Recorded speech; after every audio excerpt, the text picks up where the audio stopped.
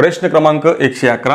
3 क्रमागत नैसर्गिक संख्या अशा आहेत की लहान संख्येच्या 5 पट ही मोठ्या संख्येच्या चौपटीपेक्षा 19 ने जास्त आहे.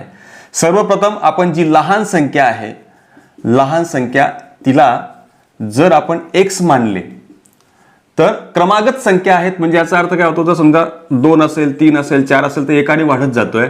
म्हणून पहिली संख्या जर x असेल तर दुसरी संख्या जी आहे ती x अधिक 1 होईल, तिसरी संख्या जी आहे ती x अधिक 2 होईल. क्रमागत आहेत म्हणून.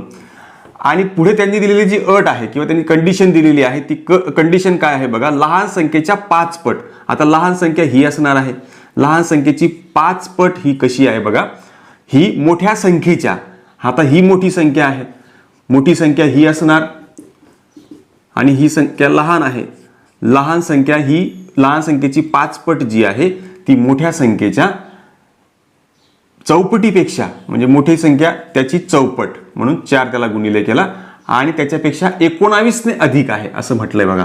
19 ने अधिक आहे म्हणून हे एक रिलेशन तयार झालं, हे एक इक्वेशन तयार झालं. त्याला सोडवलं की आपल्याला उत्तर मिळतंय. हे 5x बरोबर 4 आणि मध्ये गुणलं तर 4x अधिक 4 दुणे 8 अधिक 19. हा 4x इकडे आणला तर 5x वजा 4x बरोबर 18 आणि 19 27 होतात. आणि या ठिकाणी 5x मधून 4x गेले तर x बरोबर 27. म्हणजे ती लहान संख्या जी आहे, ती लहान संख्या जी आहे ती तुमची x येथे आहे 27. आपल्याला त्यांनी विचारलेलं आहे की त्या 3 संख्यांची सरासरी काढा. आता त्यांची सरासरी आपल्याला काढायची. तिघी संख्या आपल्याला समजून गेल्या, पहिली 27 असेल, दुसरी 28 असेल आणि तिसरी जी आहे ती 29 असेल. सरासरी काढायचं म्हणजे त्या सगळ्यांची बेरीज भागिले तुम्हाला त्यात एकूण 3 संख्या आहेत ते करावं लागणार.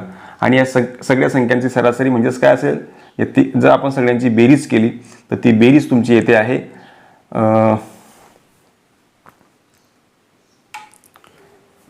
27 अधिक 28 अधिक 29.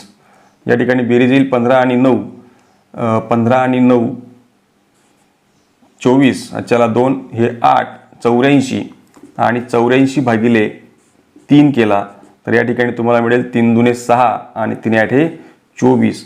म्हणून शक्यतो मिडलची संख्या जी असते 28 जी आहे ती तुमची सरासरी आहे. म्हणजे पर्याय क्रमांक 4 जो आहे तो आपला अचूक पर्याय आहे.